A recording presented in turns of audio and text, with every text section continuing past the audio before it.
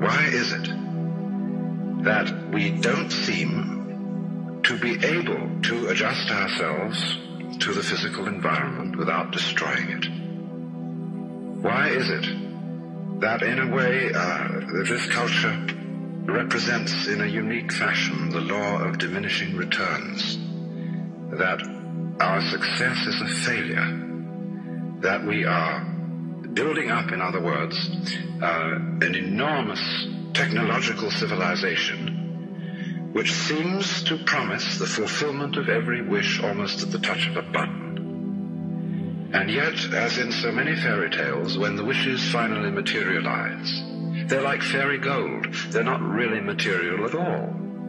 In other words, so many of our products, our cars, our homes, our clothing, our food, it looks as if it were really the instant creation of pure thought.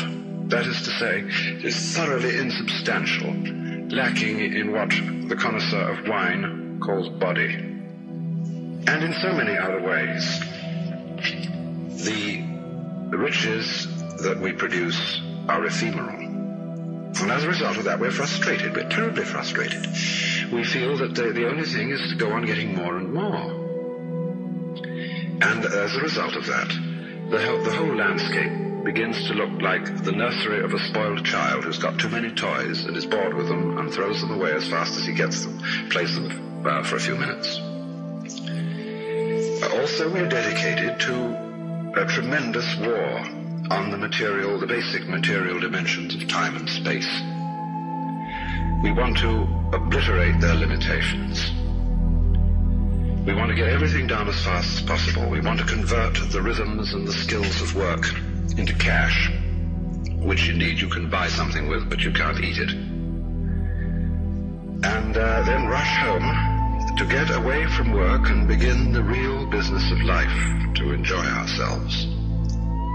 You know, for the vast majority of American families, what seems to be the real point of life, what you rush home to get to, is to watch an electronic reproduction of life. You can't touch it. It doesn't smell, and it has no taste. You might think that people getting home to the real point of life in a robust material culture would go home to a colossal banquet or an orgy of lovemaking or a riot of music and dancing. But nothing of the kind. It turns out to be this purely passive contemplation of a twittering screen. You see mile after mile of darkened houses with that little electronic screen flickering in the room. Everybody isolated, watching this thing, and thus in no real communion with each other at all. And this isolation of people into a private world of their own is really the creation of a mindless crowd.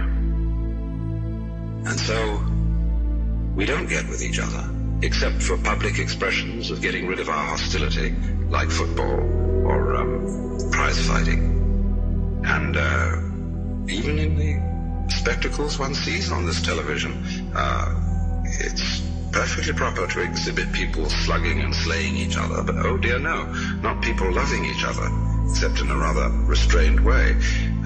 One can only draw the conclusion that the assumption underlying this is that expressions of physical love are far more dangerous than expressions of physical hatred. And it seems to me that a culture that has that sort of assumption is basically crazy and devoted, unintentionally indeed, but nevertheless in fact devoted, not to survival, but to the actual destruction of life.